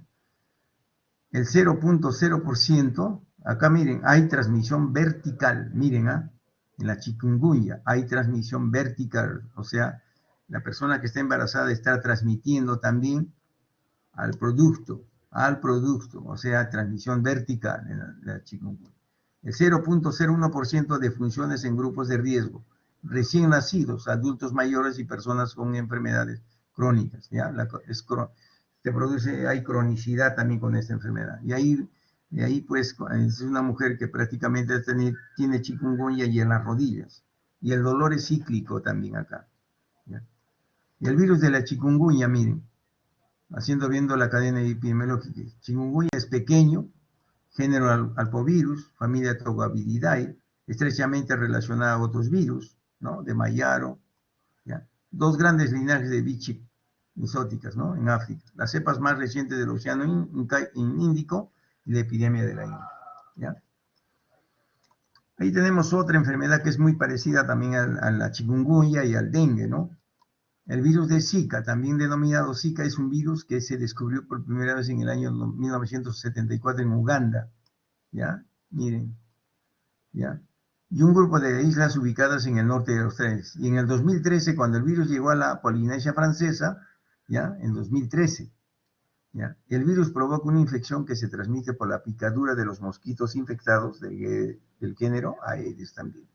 Desde que fuera descubierto, estudios epidemiológicos, serológicos y entomológicos han confirmado la circulación de este virus por varios países de América, de África, como Sierra Leona, Camerún, ¿no? Como ven, miren, todas estas últimas enfermedades, ¿ya? Emergentes han salido pues del África y están llegando prácticamente a nuestro continente, ya después de muchos años, como ven. Miren, 1974 al 2013, ¿no? ¿Ya? Desde el 2014 se ha comunicado a la organización de la OMS varios casos de infección dispersos por todo el mundo, miren. Este mismo año, Perú comunicó una en la isla Pascua, Brasil, otro en el 2015 y hasta la fecha, la organización ha sido informada en varios casos de las Américas, ¿no? Y actualmente la tenemos en Perú, desde el primer caso autóctono reportado en el 2016 hasta el 2018. Se habían notificado, miren, 8.679 casos, ¿ya? Y esto es lo que ha venido sucediendo, pues, en el Zika, miren, ¿ya? Como ve el comportamiento. Por eso es muy necesario hacer la vigilancia epidemiológica. Acá estamos viendo una curva endémica del comportamiento del Zika en el Perú desde el 2017 al 2021. Ahí tenemos, ¿ya? Y los casos de chikungunya también, miren, ¿ya? Cómo se han presentado, ¿ya? Miren, hasta el 2021, desde 2016 al 2021, el comportamiento de la chikungunya. Otras enfermedades que también se ha visto es la fiebre hemorrágica, la fiebre del Valle, fiebre del Nilo Occidental, influenza aviar, el COVID-19, síndrome pulmonar hantavirus, ¿ya? Y este es el sistema nacional, pues, de la alerta epidémica, ¿ya? Como les decía, la vigilancia sindrómica de brotes epidémicos, necesario. En el síndrome febril, por eso personas que tengan fiebre, ahí vamos a hacer el seguimiento, así es, miren, el dengue, la malaria. ¿Por qué? Porque nosotros tenemos problemas, acá lo tenemos, entonces hacemos el síndrome febril, a descartar enfermedad. ¿Por quién es producido la fiebre, no? Ya buscamos todos los antecedentes epidemiológicos y nos vamos a confirmar al laboratorio, ¿ya? El síndrome febril con ictericia, ¿no? Cuando hay fiebre y el color amarillo de las personas, ¿no? ¿Quiénes se producen? Ahí tenemos. El síndrome febril, o sea, los que tienen fiebre con manifestaciones hemorrágicas, ahí tenemos. El dengue hemorrágico, la fiebre amarilla, las fiebres hemorrágicas virales. Síndrome febril con signos respiratorios, ¿no? Que tienen problemas al respirar. Influenza, peste neumónica, antrax, ¿no? ¿Ya? Todas estas enfermedades te producen fiebre, la que estamos viendo, más otros signos, ¿no? Ahí como ven. ¿Ya? Por eso les digo, manejamos los diagnósticos sindrómicos y ahí poco a poco con lo que vamos encontrando, vamos a ir descartando también, ¿ya? Síndrome febril con erupción cutánea, ahí tenemos el sarampión, la rubiola, el tifus, la varicela, la viruela, ¿no? ¿Ya? El síndrome diarreico agudo, el cólera, la salmonellosis, el síndrome de úlcera cutánea, el carbúnculo, muerte no explicada por síndrome febril, ¿no? Como ven, miren, si nosotros nos aprendemos la fiebre y vamos viendo algunos síntomas o signos, lo vamos sumando y vamos a ir descartando y viendo también todo el antecedente epidemiológico. Acá estamos viendo el cuadro clínico nada más, ¿ya? Y las recomendaciones generales, ¿no? Para prevenir y controlar posibles enfermedades emergentes y reemergentes. Ahí control sanitario al arribo en puertos y aeropuertos. Vigilancia epidemiológica, ¿ya? Hospitalaria de viajeros. Vigilancia epidemiológica universal de todas las personas. Vigilancia clínica epidemiológica de síndromes clínicos más que de enfermedades. Por eso les digo, acá no vamos a controlar la enfermedad, sino a la persona, el síndrome clínico. ¿Qué es lo que viene presentando esta persona? ¿Ya? Ahí seguimos. La vigilancia de dengue, fiebre amarilla, estricta vigilancia de cuadros diarreicos agudos, ¿ya? Cumplimiento de la toma de gota gruesa para la vigilancia de la malaria, ¿ya? Garantizar y exigir el funcionamiento de las incineradoras en puertos y aeropuertos, ¿no? Con tráfico internacional para la destrucción de los residuos sólidos. Vigilancia sobre influenza, sobre todo en las vías de ingreso de nuestro país. Vigilancia del COVID-19 con cierre de aeropuertos y puertos en el 2020, ¿no? Por esto del COVID, ¿ya? Y también tenemos el fortalecimiento de redes regionales de las enfermedades infecciosas, ¿no? Que esta es la finalidad, esta es de la vigilancia, es proporcionar la capacidad, ¿ya? Y respuesta rápida, imprescindible para detectar, contener y prevenir de la mejor manera posible enfermedades infecciosas nuevas, ¿ya? Y reemergentes en América. ¿Qué es lo que se hizo, por ejemplo, con la difteria? Estábamos en vigilancia epidemiológica. Si no hubiésemos tenido una vigilancia epidemiológica como se viene desarrollando en nuestro país sobre la difteria, quizás hubiésemos tenido ya una epidemia aparte del COVID-19 y íbamos a tener mayores problemas en cuanto a la salud, ¿ya? Dichas redes deben vigilar agentes infecciosos, enfermedades que causan y los factores que influyen. La vigilancia, ¿para qué nos sirve? Miren, determinar características de enfermedades según tiempo, lugar y persona, detectar epidemias, generar hipótesis para la investigación epidemiológica, evaluar programas de prevención y control, prever las necesidades futuras de los servicios de salud. Ya miren todo lo que nos permite hacer en esto de las redes regionales, de la vigilancia de las enfermedades infecciosas, ¿ya? La vigilancia epidemiológica, por eso les digo, es importante para muchas cosas como se vienen dando cuenta ustedes a la actualidad, ¿ya? Y la creación de la infraestructura, ¿no? Nacional y regional, ¿ya?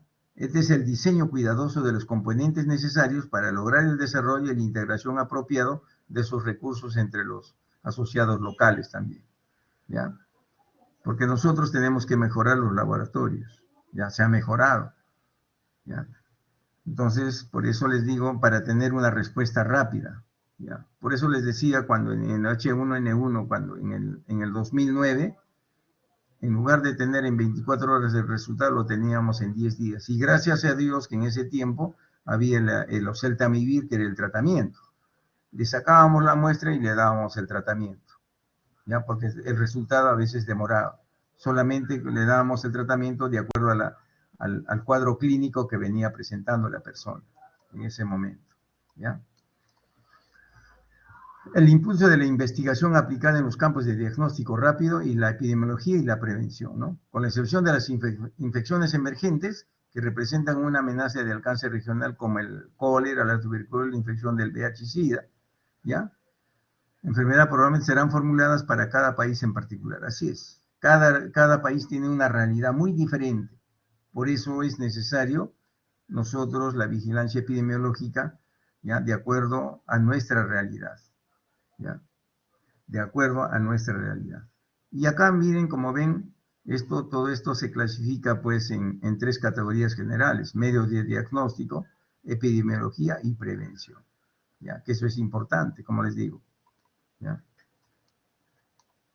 Actualmente el mundo enfrenta pues el riesgo de expansión de nuevas y viejas enfermedades como resultado de la combinación de microorganismos, hombre, medio ambiente.